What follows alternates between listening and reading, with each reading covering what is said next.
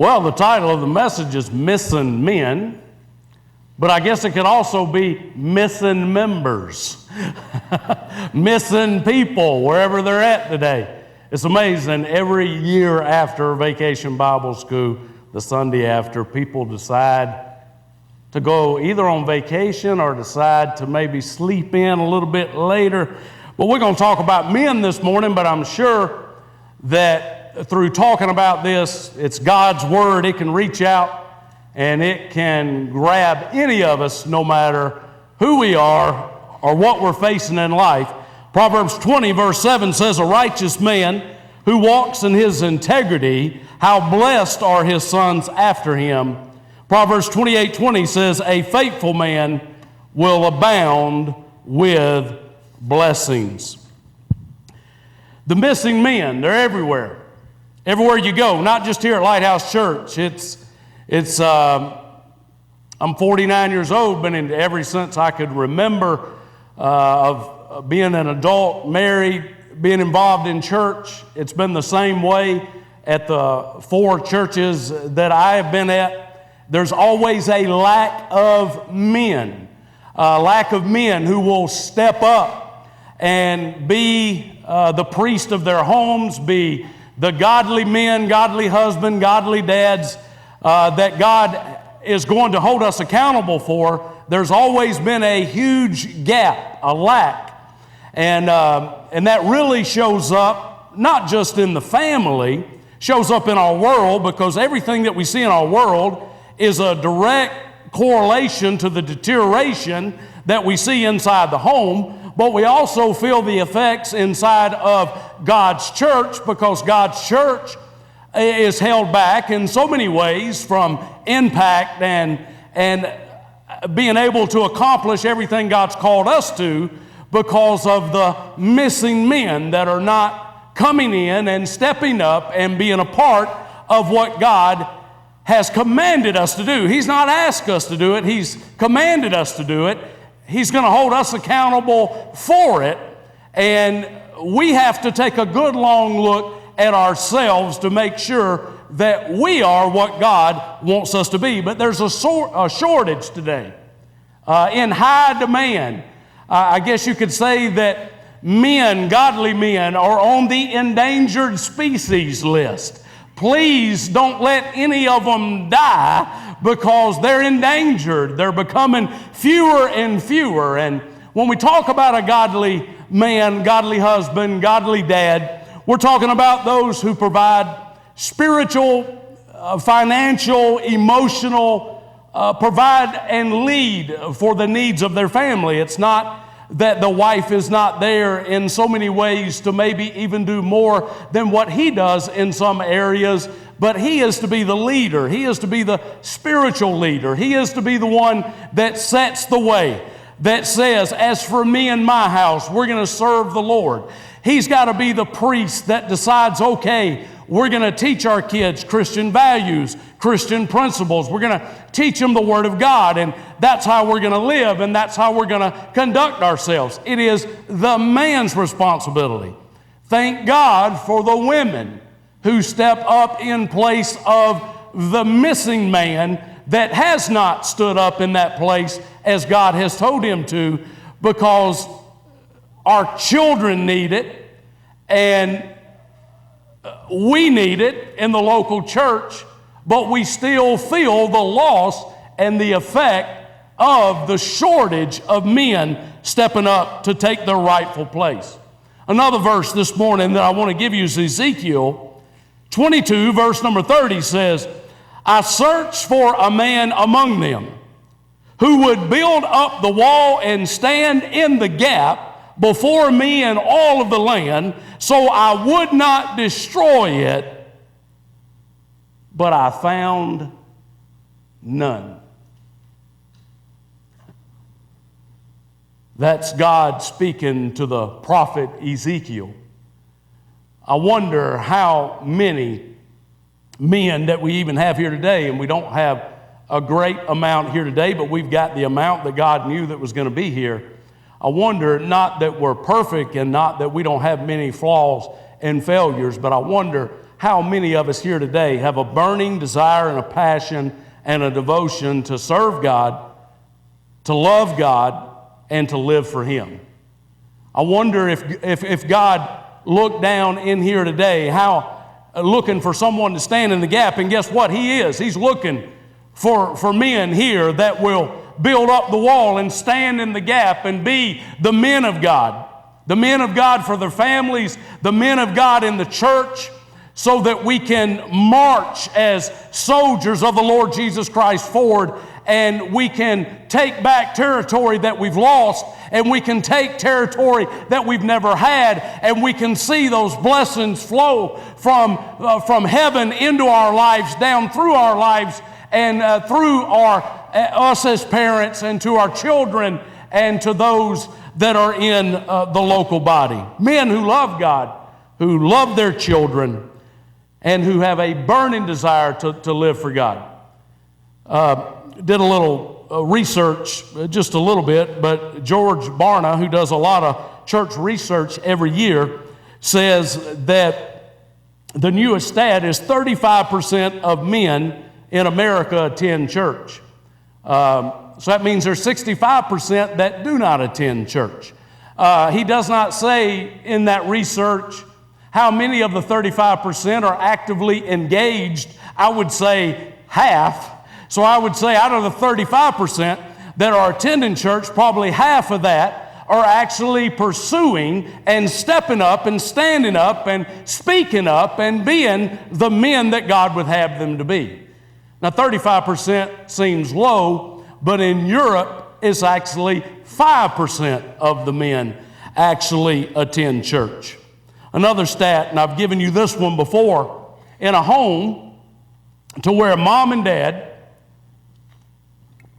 together as a team serve God and live for God, to where there is a priority in the home, there's an 80% ratio that is passed on to the kids, and that the kids will establish that same spiritual home and devotion for God.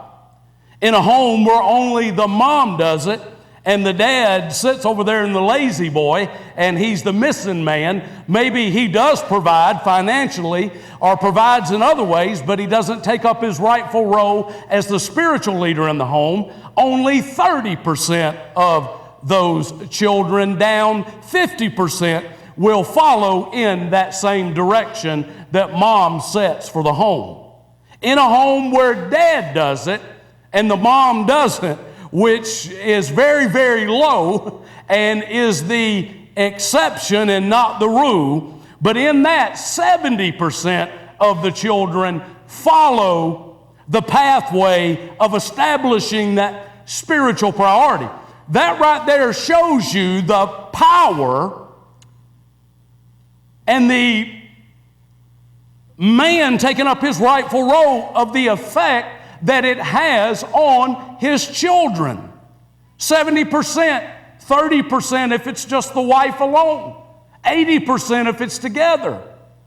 When that man steps up and decides to be what God has called him to be, it has a trickling effect, a generational effect that is felt not just in the now, but it is felt down through the years and through the decades. And no wonder the enemy has come up with this masterful plan to where he has sold us a bill of goods of a counterfeit man, of what a man looks like from a worldly standpoint and a worldly view, and he has sold that counterfeit man, and we have bought it for the most part, hook, line, and sinker, and we see the effects of it in the deterioration of our home and in the local church, of the church being held back from being able to go full throttle ahead at everything that God would have them to do.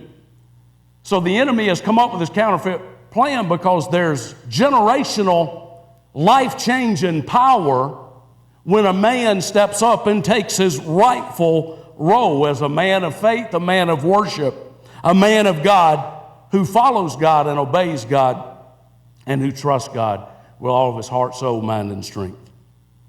I want to say Happy Father's Day to my dad, and I want to say Happy Father's Day to each and every father that is represented here.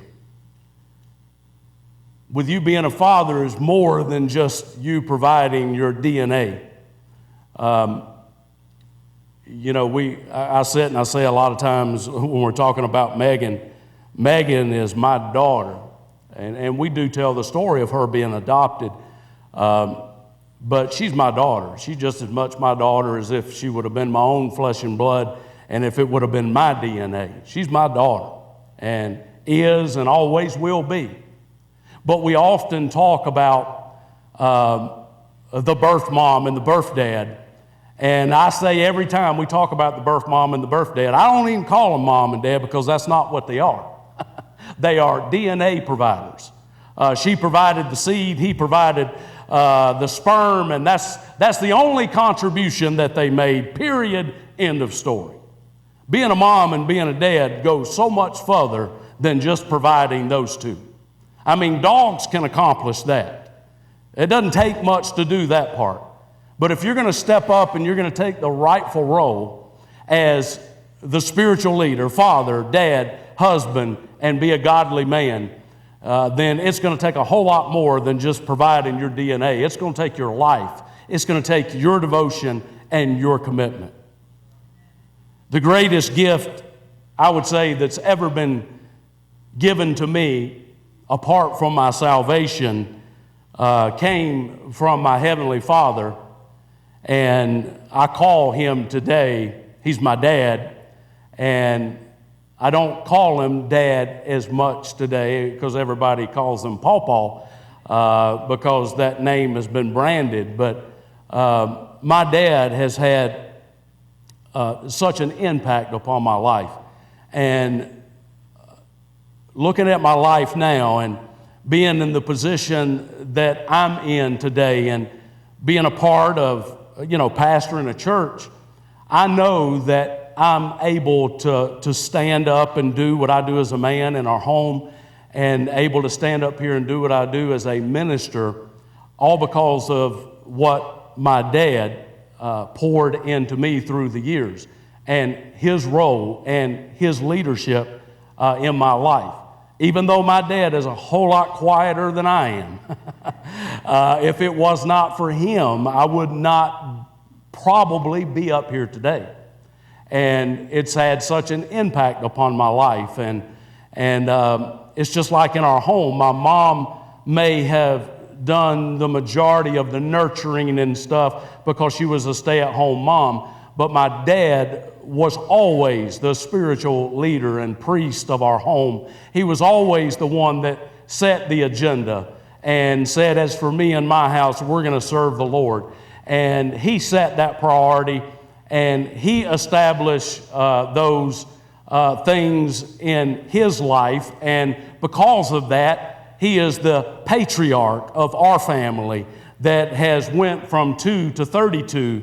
And he sits back today, and I know he does. I'm going to talk about it a little bit more as we get into this, but I know it is such a blessing to him to look back over the 3 or 4 generations that he is able to witness with his own eyes today and see the fruits of his labor, of all those seeds that you're planting in your 20s and in your 30s and in your 40s, of wondering if any of those things are actually taking root. Are we actually going to be able to see the accomplishments of those things that we're planning? And I know my mom and my dad is able to see a lot of those things in their lives today. I'm going to talk to you about my dad today, and I'm going to make him completely uncomfortable, and I'm going to make him a Bible character today.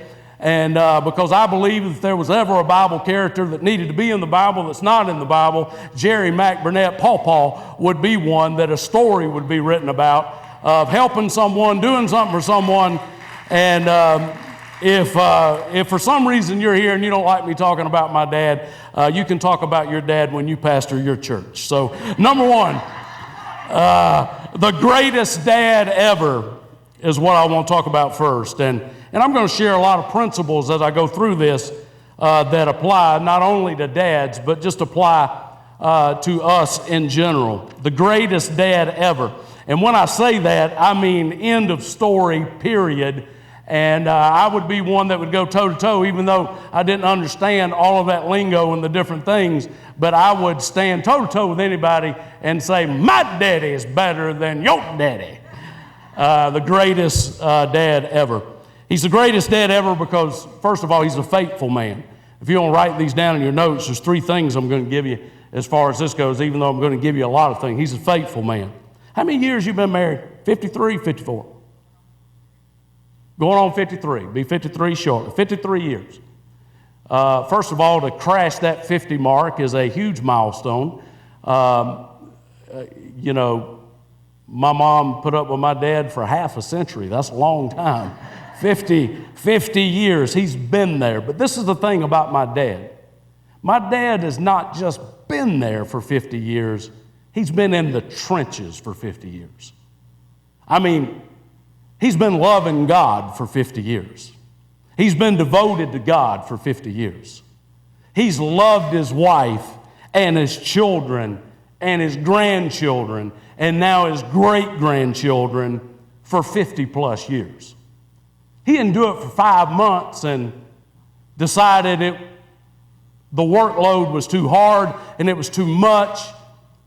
And as I'll talk about in a moment, my dad has worked as hard as anybody down through the years, and he never used that excuse that Sunday is my day to rest, and I need to rest on Sunday so that I can get ready to pull that next 60, 65 hours that I got to pull this next week. We not only went to church on Sunday, we'd go visit my grandmother, we'd go visit my mama, we'd go back for the evening service, not get home to 8:30 at night. You call that a day of rest? That was the hardest day of the week. But he's the patriarch. He's our spiritual leader to multi-generations, and his life and his impact and his name is not only touching lives today, but it will be touching lives for many, many, many years to come. He's not only a faithful man, he's a family man. Being a family man, he's selfless. You know, what was modeled to me that has had such a great impact upon my life, and my mom is just as selfless as my dad, but it just goes to show you the power, especially as a son, in watching my dad and seeing his selflessness through the years of how he put everybody before himself. I mean, it was everybody first, and he was on the bottom of the list. And that one attribute and that one trait of being selfless and sacrificial has impacted my life in more ways than you could ever imagine. I can never, ever remember my dad having an argument with my mom that involved something that he wanted to do as a man, to where she could have said, "You're just a selfish dad and a selfish husband." Never. Because he was always selfless, servant with a spirit of humility, a leader, a provider, hardest working man that I've ever known in my life, not only willing to do the 40-hour week, but willing to go over and above so that Mama could be a stay-at-home mom and nurture her children and be there for her children. And he's the ultimate family man, the ultimate man of generosity, a giver. And he not only gives himself, but he gives his talents, his time, his treasures. So many people down through the years and even still today that he helps and does things for and doesn't charge a thing. And I can tell you in the 20 years that I've been a pastor or an associate, I guess 23, 24 years, my dad has been there, my mom, every step of the way. And the work and the labor that he has done around the churches that we have been at is unbelievable. The things he's done that nobody even knows. Jerry McBurnett did it. And He's a generous, generous giver. And that's what we need to be. We need to be faithful. Can you say today that you're faithful? Can you say today that you've been at it for a year, 2 years, 10 years? Can you say that you haven't quit, that you haven't given up? Can you say today that you're a family man? Can you say today as a man that you're selfless, that you have a servant's attitude, that there is a spirit of humility there that sets the tone inside of that home to where there's no place for the big I to come inside of that home and to cause division and strife and conflict? But he's also a fighting man, a faithful man, a family man, a fighting man, a brave warrior, a prayer warrior who fights spiritually for his family. You see, the greatest fighting you will ever do for your family is done in the invisible realm, not the physical realm.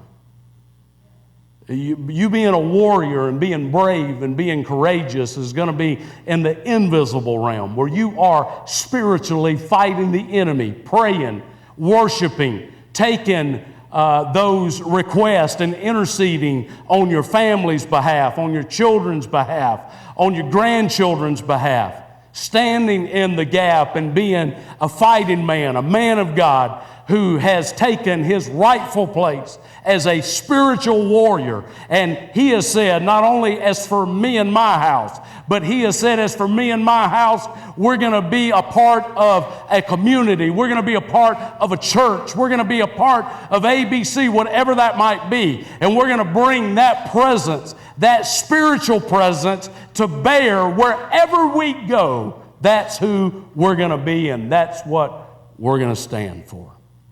The greatest dad ever. I hope you can say that. Number 2, the greatest days ever. The greatest days. I'm 49, and in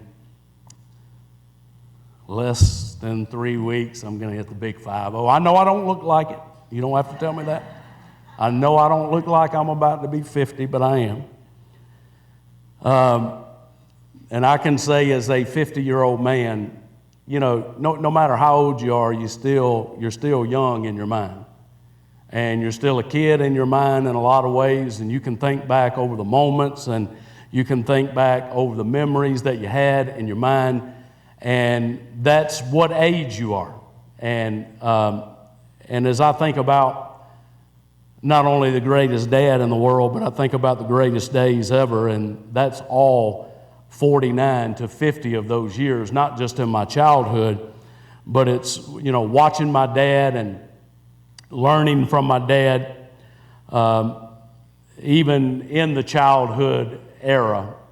My dad, he loved, he nurtured, he taught, he disciplined.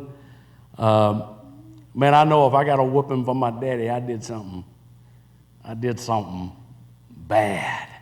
Because Mama didn't mind pulling out the belt. Man, look at Mama here this morning. It wouldn't look like she could pull out a leather belt, would it? But she could. And my mom, she didn't get mad a lot, but when she did get mad, she could slam some doors. She wanted everybody to know she was mad, and she'd get mad at Paul. She'd spend too much money at the grocery store, and Papa would say something to her, and she'd be slamming every door in the house. She'd open one so she could slam it. I'm just cutting up, Mama. I love you.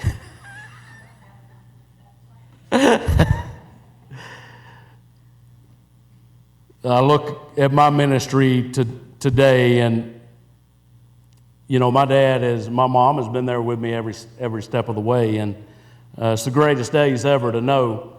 My sisters have kind of bailed on me, I guess, but my mom and my dad, they ain't never gonna bail on me.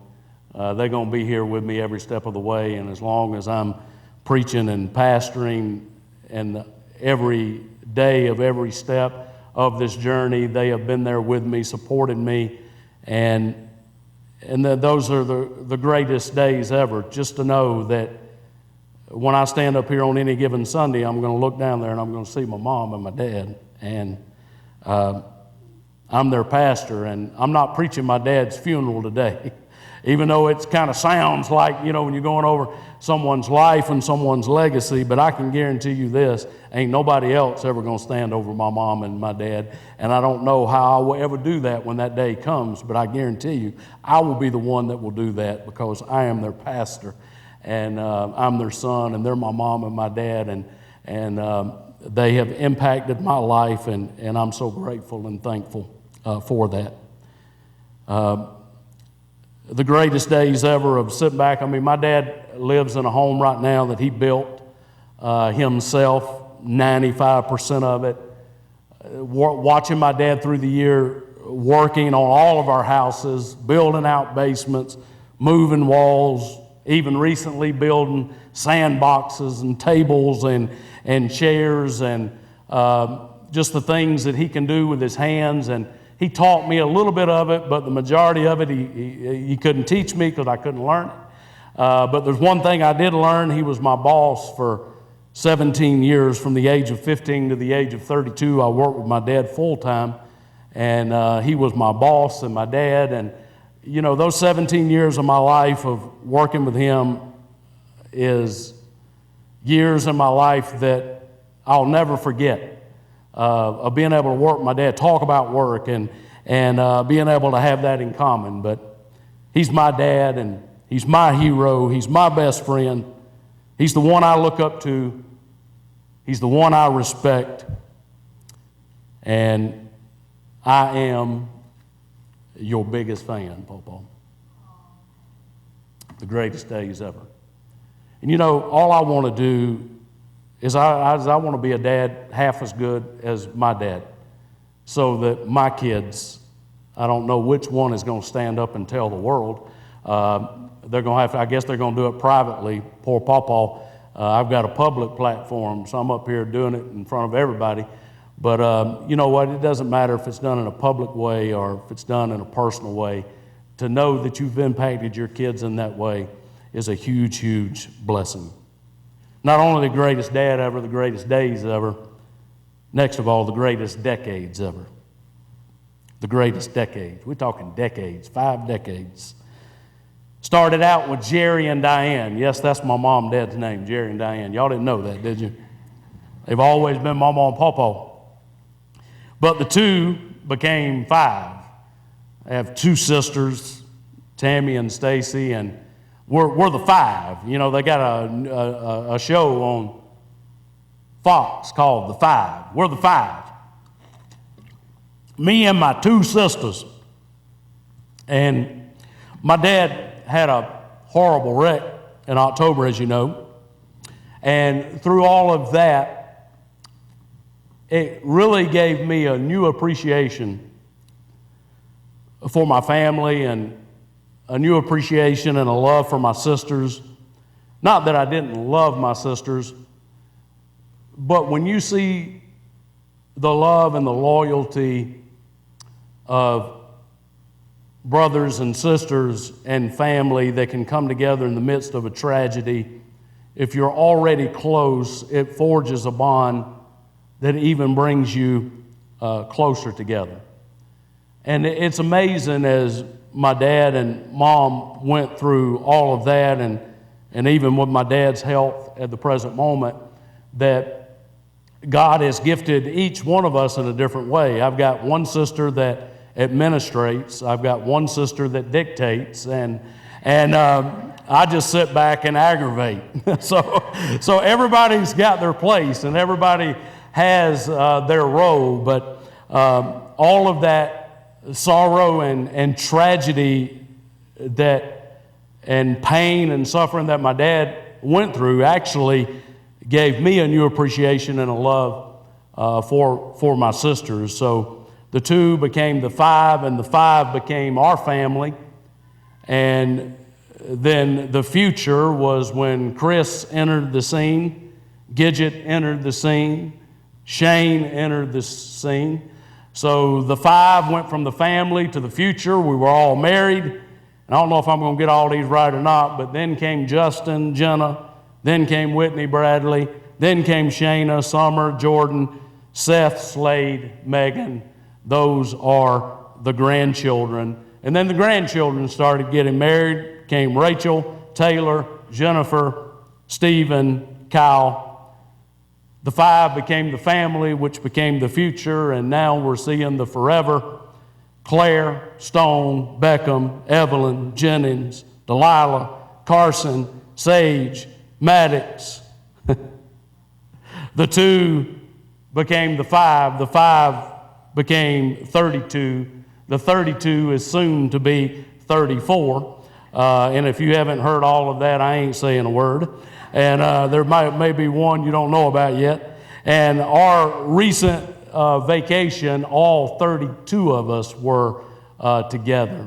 And I know what joy that brought to my dad, because as the end of that week came to an end, he looked at us with tears welling up in his eyes and just said, "Thank all of you for making this happen."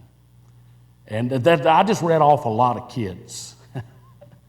We got a lot of kids, so kids is chaos. But all 32 of us were in 2 homes on the beach, just enjoying life and enjoying each other for the entire week.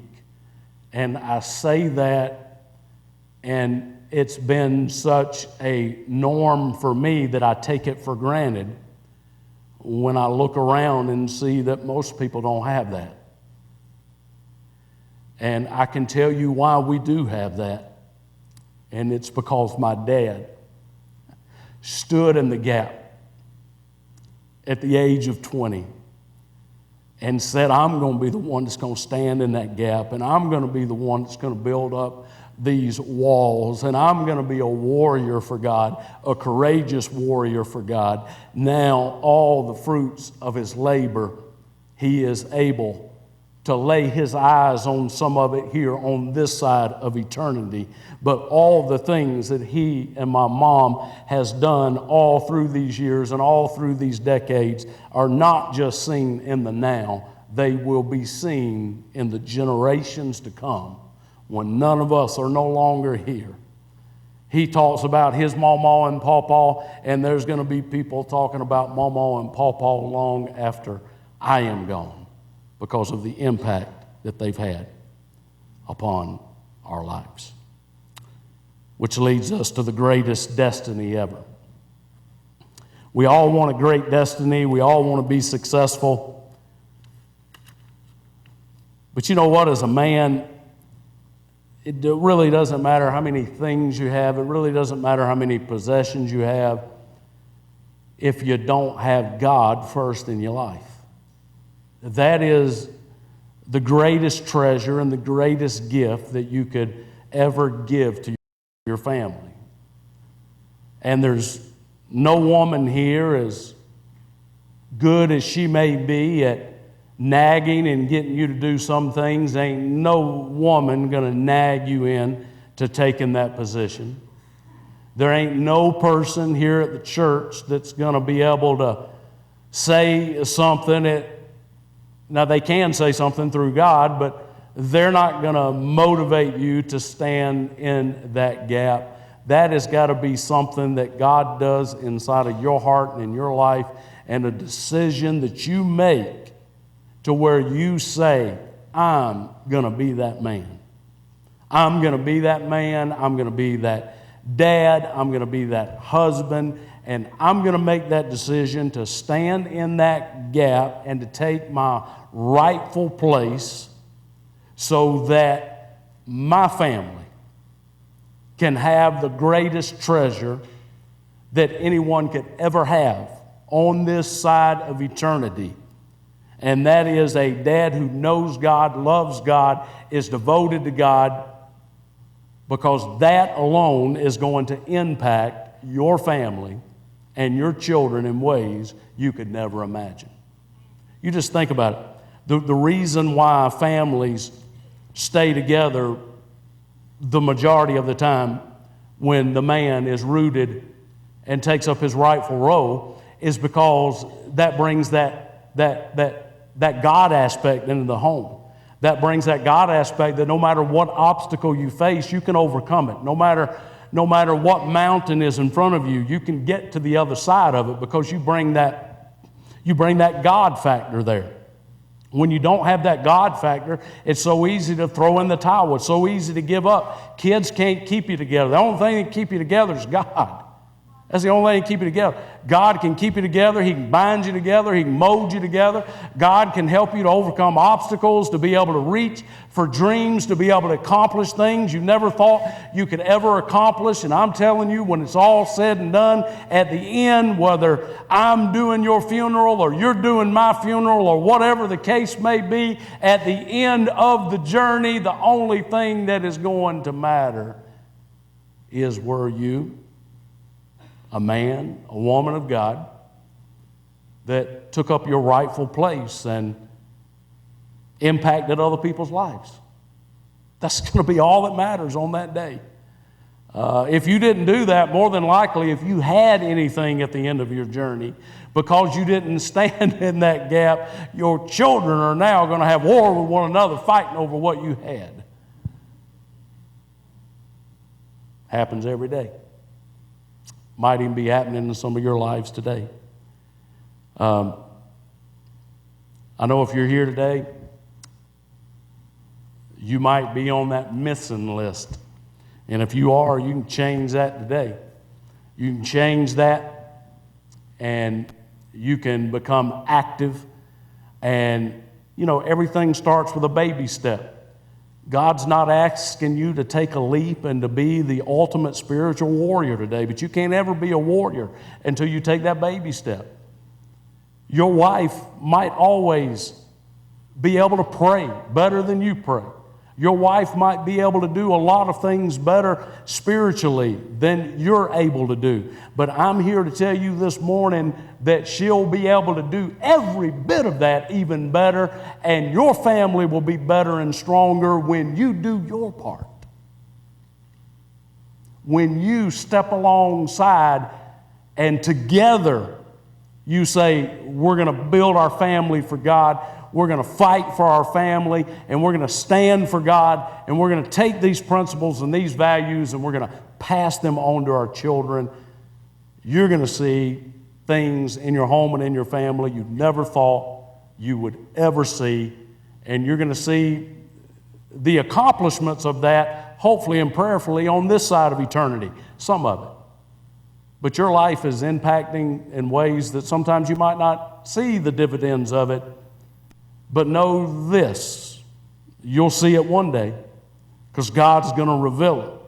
And He's going to hold me accountable and you accountable for what we were supposed to do. So why not today? Why not step up and take that role and take that mantle today? Why not? Why not? God just says, take my hand and let me lead the way. All you got to do is join your hand with God's hand. Even if you don't know what the next step is, God does. And He'll be there with you every step of the way. Let's stand and bow our heads.